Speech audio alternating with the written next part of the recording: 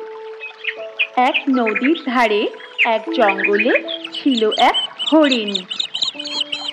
তার একটা চোখ ছিল অন্ধ। বেচারাকে তাই খুব সতর্ক হয়ে থাকতে হতো।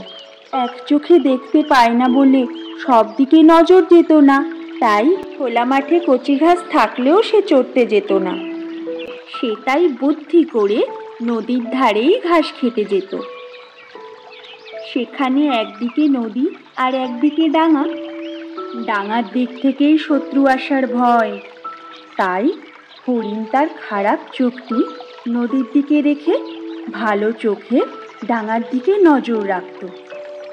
এইভাবেই নিশ্চিন্ত হয়ে সে ঘাস খেয়ে বেড়াত।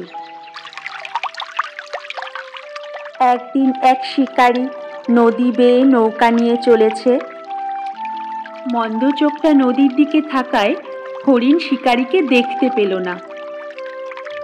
শিকারী কিন্তু হরিণকে দূর থেকে দেখতে পারল।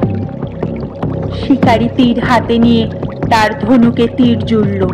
তারপর সেই তীর ছুঁড়ে দিল সেই হরিণকে নিশানা করে।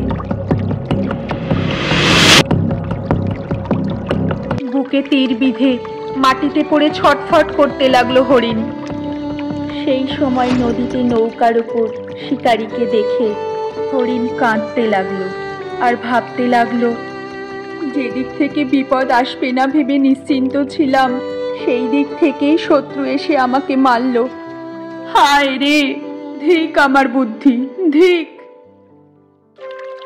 নিরাপদ ভেবে আমরা যেদিকে নজর রাখি না, অনেক সময় বিপদ সেই দিক থেকেই আসে।